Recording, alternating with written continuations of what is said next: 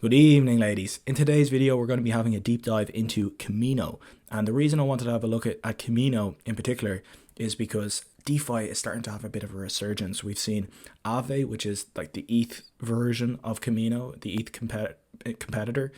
It's starting to tick up and it's starting to look like it's going to absolutely send and absolutely moon. And there's strong fundamental reasons why Aave looks like it could be primed for good potential upside. Now, obviously, if you know anything about me, if you've been on this channel before, you know I'm much more interested in the Solana ecosystem. So, of course, I see Aave looking very bullish. I'm going to go, okay, what's the Aave on Solana? And I'm going to look at Kamino, which is the largest borrow lend platform on Solana, and see if there is fundamental value there. Now, like I said in the part 1 of this video, which was on Radium, like I just think the entire Solana DeFi ecosystem is primed for good potential upside with good fundamental reasons to be bullish on it rather than just total speculation. I think Kamino also could have good potential upside. Now, is this the types of tokens that are going to go 100x in the bull market? Probably not. However, could they perform well with, like, if you look at some of the charts, like if you look at Kamino, if you look at Aave, they all kind of look like they've bottomed out. The reason they look like they've bottomed out, like Aave and Kamino, is because they actually have some fundamental value behind these tokens and behind these protocols, where someone will step in and be like, this is trading cheaper than the S&P 500 on a cash flow and revenue price to sales ratios. That makes absolutely zero sense when these protocols are growing at 100% or triple digit percentage annually growth rates. Like, that makes absolutely no sense to be trading at such cheap valuations. So there actually is a floor to a lot of these DeFi protocols. Like Maker found its floor, started producing huge amount of cash flows, and then people are like, okay, this is crazy, it can't go any lower than this, the floor was held. And eventually people are like, okay, this should not be trading at a 20p price to earnings ratio. That's as cheap as the S&P 500, except Maker is growing at like 100% a year, making a huge amount of revenue. This is way too cheap, and as you can see, Maker absolutely sent. And it's starting to look like Aave is doing that, like I said, and now potentially Kamino is going to do it as well. Now, obviously, well, not obviously, but Kamino just had its second airdrop, and there's going to be further airdrops. So if you don't want to buy this token, that's fine. I'm actually farming this token now. You're not able to farm a huge amount of it. Like, you have to put up a lot of capital to be able to farm the token. So, you know, it's up to you if you want to do that. Take the platform risk of providing liquidity on Kamino, using the borrow lend functions on Kamino, which I do a bit. So I farm it, I earn some fees on Kamino. So it's a win-win, and I'm actually going to get more tokens for Kamino as well. And I didn't sell any of my Kamino tokens. I just staked them all. So like I said, Aave, the chart on Aave kind of reminds me of the chart of Bitcoin when Bitcoin pumped up to like 25k. So it's still nowhere near its all-time high, but it has had a significant push off the bottom. So could Aave continue in the trails that Bitcoin, in the path that Bitcoin set? Like, is Bitcoin predicting the future for Aave, and Aave is going to go to all-time highs? And can Kamino follow in that, in the footsteps of Aave, and pump, 2 or 3x, and then following the path to a new all-time high? So that's kind of what I was looking at. And obviously there's advantages to using a borrow lend platform on Solana as opposed to Ethereum. Now, there is also the advantage of more liquidity on Aave. So if you're an absolute whale, which I say most of you aren't, you're not probably borrowing hundreds of thousands or lending millions onto Aave, and you don't really need that much liquidity. Me personally, I'm very comfortable with the majority of my net worth on the Solana blockchain. Some people are only comfortable with Ethereum because it's more lindy, it's been around longer, it's more battle tested, just like Aave. So they might not want to put a huge amount of capital into a protocol like Kamino, which is actually fair enough.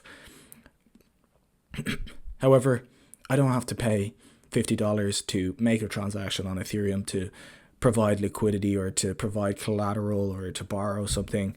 There's no transaction fees, and it's instant on Solana, which is just so much. The UX on Kamino is just so much easier and so much nicer than on Aave as well. So that's obviously the nice thing about having something on Solana. So it's actually not just a borrow lend platform. I think they started out, Kamino did, as a Sol looping platform. So basically you could provide Jito Sol, for example, and you could borrow straight up Solana, and then you could swap that into Jito Sol, provide that Jito Sol, borrow more Solana, swap that to Jito Sol, etc. in a loop up to like 5 times. So essentially you're getting 5 times the yield on your Solana. Like, Jito Sol earns yield by just holding it. So that's kind of the looping mechanism you could do. Now, obviously there is risks with doing that. Like, you can't just do that forever. There's, you could end up losing all your Solana if you did that to too high a degree. So I don't do that personally, but they're always adding new features. And they added the borrow lend platform and also being able to provide liquidity on various pairs. And they've already got loads of partnerships. For example, with PayPal did this straight through Kamino, where if you provided liquidity for the PayPal stablecoin, which is on Solana, you got incentivized yield. And a lot of the Solana teams like Tensor, like Jito, all offered to Kamino incentivized yields for providing liquidity or for providing collateral or whatever. So they're actually a very good team, and it's one of the reasons they were able to grow so much. And now they've become the biggest borrow lend platform within the course of a year, and it's still ticking up a little bit. So it kind of looks like these are going to be somewhat in the range of how it shakes out in the long term. But as you can see, Kamino basically took the entire market share from MarginFi. People didn't really like that MarginFi weren't going to drop a token, and Kamino were going to drop a token, so everyone bridged over to Kamino. Now, Kamino is actually making good revenue. At the moment, they're earning, on an annualized basis, about $20 million, just shy of $20 million annualized, and that's 25% of the circulating market cap of Kamino. So would be a price to earnings ratio of 4. That's like cheaper than Walgreens or the Coca-Cola. Now, obviously, well, not obviously, but we do have to take into account that the circulating market cap is only 10% of the fully diluted market cap, and there's still a lot of tokens to come online. So even still, it is, on a fundamental basis, quite cheap. And the obvious comparison would be to Aave, which has a circulating market cap of 1.8 billion and a total fully diluted valuation of 2 billion. So that's a 47 times bigger in circulating market cap and 5 times bigger in fully diluted market cap. So Kamino's total value locked at the moment is 1.4 billion, whereas Aave's is 11.5 billion. So that's about 7 times bigger. Aave has 7 times the amount of TVL, but the fully diluted valuation is 5 times bigger. So fairly valued on that metric. But if you're looking at circulating market cap, remember that was 47 times bigger. Aave is 47 times bigger in circulating market cap as opposed to Kamino, but the TVL is only 7 times bigger. So, on that metric, it's undervalued. In fully diluted valuation, it's undervalued. Probably somewhere in between. It's probably slightly undervalued in comparisons to Aave. The other point that you'd have to note is that the price of Solana is probably going to continue outperforming the price of Ethereum. So the TVL, just from that alone, is going to increase faster on Kamino, and the growth of TVL on Kamino is way faster than Aave is, and probably will continue to be anyway, regardless of the price of Solana or the price of Ethereum. Comparisons to other platforms within the Solana ecosystem, Kamino is also quite cheap in comparisons to the likes of Jito or Radium. It's growing the fastest in regards to TVL, and it has the lowest price to TVL and price to sales ratio. So on a fundamental basis, Kamino is actually quite cheap in comparison to other Solana ecosystem plays in the DeFi space. So this is a little chart from Alpha Please on Twitter. I'll link the Twitter in the description. And he's kind of given a bear case, a base case, and a bull case for different TVL metrics and revenue multiples for the fully diluted valuation of Kamino. In the bull case, the FDV would be either 2.5 billion or 3.3 billion, which would be about a 7 to 10x over the course of the next 2 years. The medium case, the base case, 1.7 billion to 2.2 billion. Again, the market caps just under 400 million, so that's about a 4 or 5x. And then the bear case would be basically no growth whatsoever.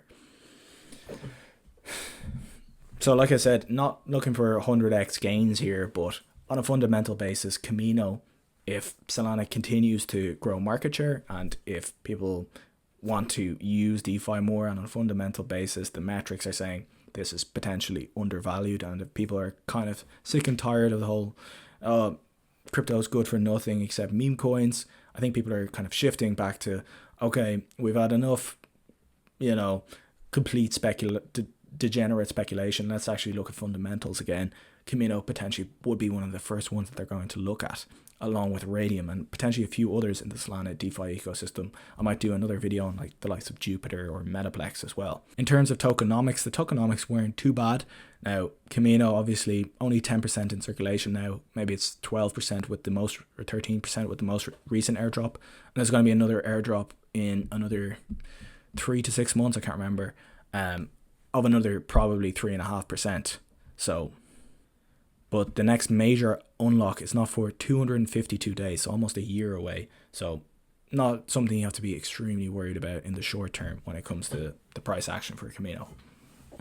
So right now there's no direct value accrual for the Kamino token. Like there's no fee buybacks or revenue shares or anything, but I think there's likelihood that this will be switched on in time, and obviously that would be very bullish on a fundamental basis for Kamino. Kamino is one of my favorite apps in the entirety of crypto. I think they're going to improve it over time as well and add new features over time, probably quite likely. And at some point, maybe they'll also add a fee switch. So there would be some fundamental utility for the coin, because at the moment there's no buyback like there is or with the other, like there is with Radium, for example. But potentially in the future there could be.